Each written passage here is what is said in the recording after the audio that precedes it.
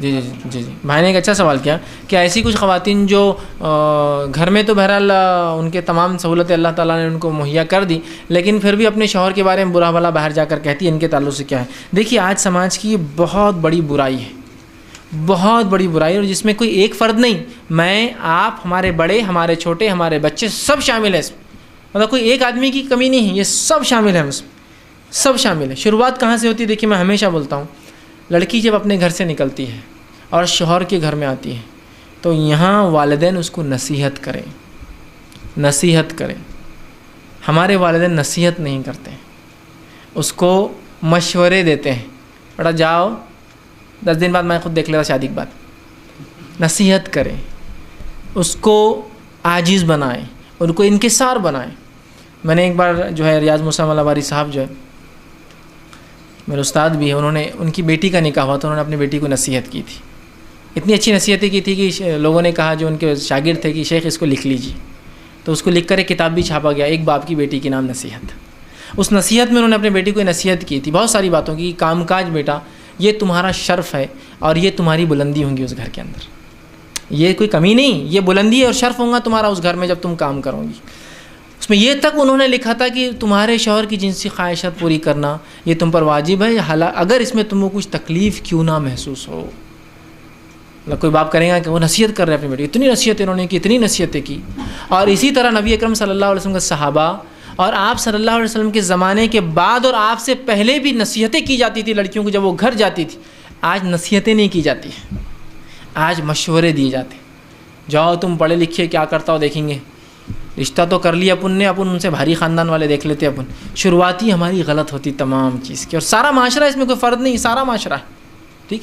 اب ہوتا کیا ہے، ایک بیٹی ہے اس کا نکاح ہو رہا ہے تو باپ نصیحت کرے، ماں نصیحت کرے کہ جس گھر میں اگر تمہیں کچھ بھی تکلیف ہو، شریعت کے مطابق ہے، اس کے دائرے کے اندر ہے، تو تمہارے لیے وہ تکلیف نہیں ہوں گی، اس کو تکلیف نہیں سمجھنا، ٹھیک ہے۔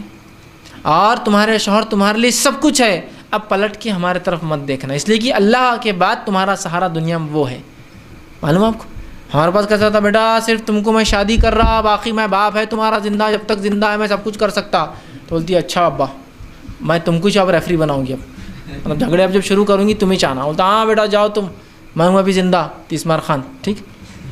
اس نے یہ بولنا چاہیے کہ اب تمہارا وہ گھر اور تمہارا وہ شوہر اللہ کے بعد سہارا اب وہ ہے، اور اس کے والدین اس کے بعد ہے، اور پھر اب ہمارا درجہ اس کے بعد ہوتا ہے۔ یہ بہت اہم چیز ہے، یاد رکھیں۔ ایسی نصیحتیں کہاں ہو رہی ہیں آج؟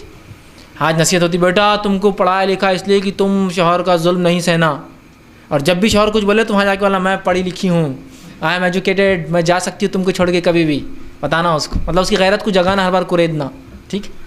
اب ایسے ماحول بنا کر ہم کیا اپنی بیٹیوں کو اچھے سے نباہ کر سکتے ہیں؟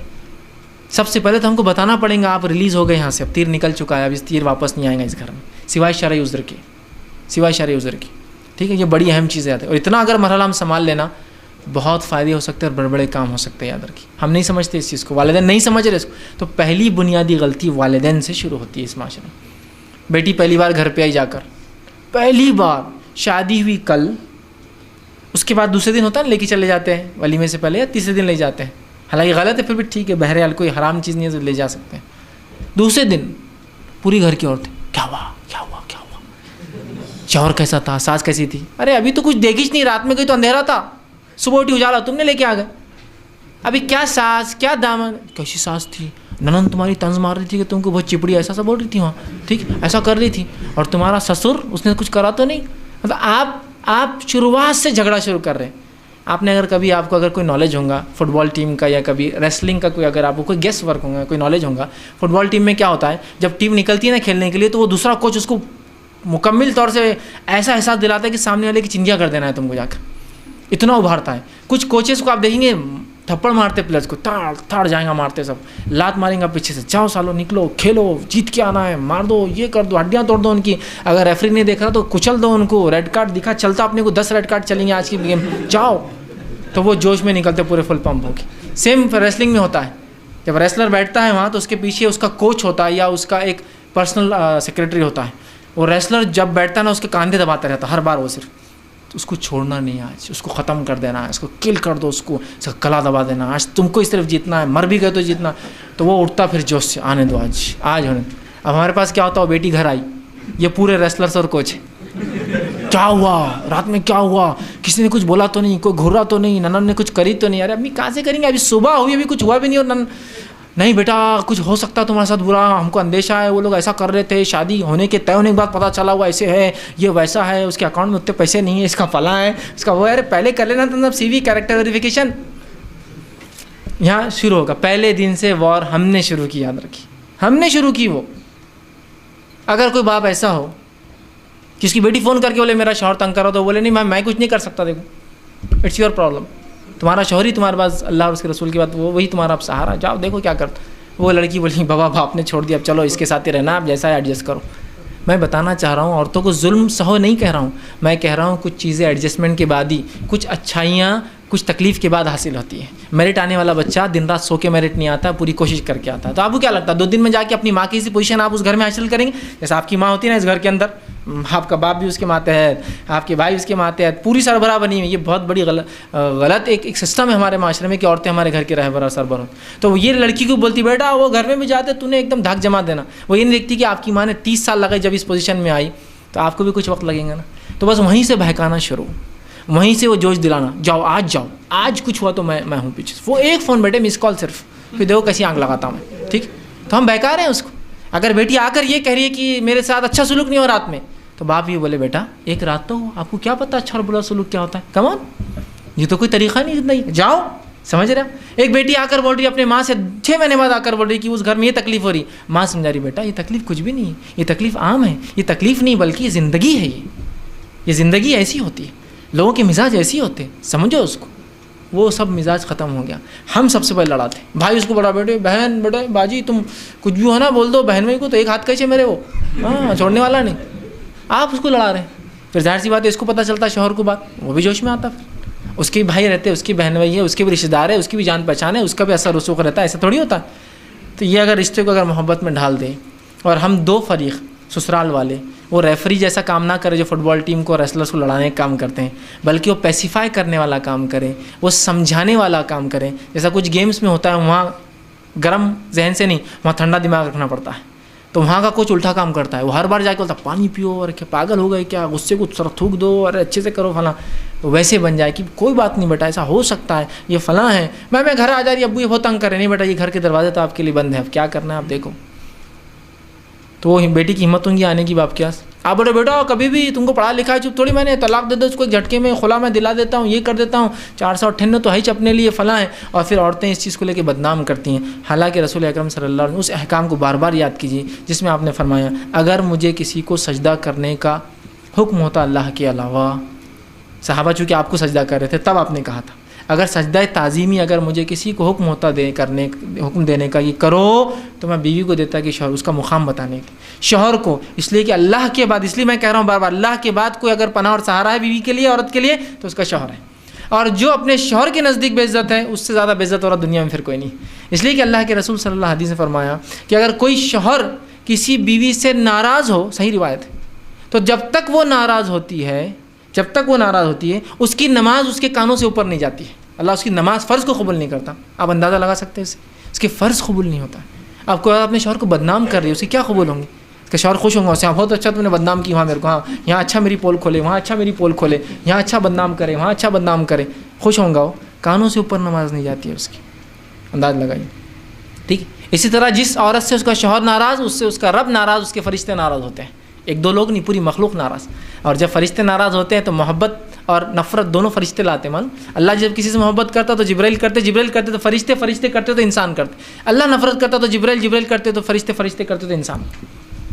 آپ اللہ کی ناراضگی لا رہے ہیں اپنے اوپر، اور اپنے شوہر کو بدنام کر کے. کتنی بری بات ہے، جس تھالی میں کھاتے اسی میں چھید لگاتے ہو. بس اتنا اگر برا شوہر ہے تو آپ یہ کہہ دیں کہ بھائی ہم ٹھیک ہے یہ معاملہ نہیں جمنے والا، ہم آگے بڑھ جاتے. ساتھ تو برابر رہنا ہے لیکن بدنامی برابر جاری رکھنا ہے. یہ کیسی محبت ہے؟ یہ محبت کے تقاضوں کے خلاف نہیں.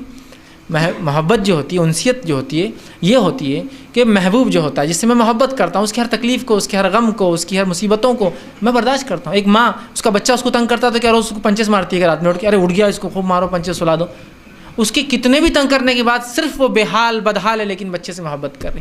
شوہر بھی ایسی ہوتا ہے۔ اور شوہر کو بدنام کرنے کے بعد یاد رکھیے، جو عورت شوہر کو بدنام کرتی ہے اس سے امید نہیں کی جا سکتی وہ کسی کا احترام کرتی ہو دنیا میں۔ پھر تو جو شوہر اپنے شوہر کو بدنام کری جو عورت، تو وہ اپنے ماں باپ کو بدنام کر سکتی ہے، دنیا کو کر سکتی ہے، اس لیے کہ جو اس کا پناہ اور سہارا، جس کو سجدہ کرنے کا حکم ہوتا دیا تھا، جس کی ناراضگی سے اللہ ناراض ہوتا ہے، جس کی ناراضگی سے اس کے فرائض قبول نہیں ہوتے، اس کو ناراض کر کے وہ سمجھ رہی کہ وہ بہت اچھا کام کری۔ تو لڑکیاں اس بات کو بہت اچھے سے سمجھیں، اور لڑکیوں سے پہلے والدین اس کو ایسا ذہن میں ڈال دے ایسا ٹھوس ٹھوس کے اپنے، کہ ہمیں بچوں کے اس مستقبل کو سدھارنا ہے، نہ کہ دو ریسلرز کو ملانا ہے۔ یہ دو ریسلرز نہیں ہیں، یہ ایسے دو ڈرائیور ہیں جو ایک گاڑی چلا رہے ہیں، جس میں ایک گاڑی چلاتا ہے شوہر اور بیوی ڈائریکشن دیتی ہے نا، ڈرائیونگ میں ہوتا ہے نا، ایک آدمی ڈائریکشن دیتا ہے ادھر ٹرن لینا، ڈرائیور دیکھتا نہیں۔ مانو اگر آپ کو ریسنگ کاروں کا کچھ نالج ہوگا تو اس میں جب ڈرائیور گاڑی چلاتا ہے تو وہ بہت کم دیکھتا ہے، وہ صرف سنتا زیادہ ہے، left turn right turn 45 angle وہ بولتے رہتے ہیں۔ اگر بولنے والا ہو تو ڈرائیور گاڑی نہیں چلا سکتا ہے، وہ بازو ایک میپ لے کے بیٹھا ہوتا ہے، تو مین ڈرائیور گاڑی نہیں چلاتا ہے۔ جو آپ کو معلوم ہے لانگ ریسنگز ہوتے ہیں وہ بولتا ہے، اس کے بولنے پہ ہوتا ہے، اس کی غلطی پہ غلطی کر دیتا ہے، اس کو دکھتا زیادہ نہیں، گاڑی اچھل رہی ہے کیچڑ میں پانی میں، وہ بولتے جا رہا ہے ٹرن یہ فلاں یہ فلاں، اور وہ بالکل ایگزیکٹ سیٹنگس ہوتی ہے، بس بولیا 45 ٹرن برابر راستہ رہیں، اس کے بولنے والے پہ ہوتا ہے۔ تو یہ دو ایسے ڈرائیور ہیں، آپ ایک ہی گاڑی چلانے والے دو لوگ ہو، اب دونوں الگ الگ راستے، دونوں ایک دوسرے کو بدنام کریں گے اور پھر اس گاڑی میں بیٹھیں گے، کیسا ہو سکتا ہے؟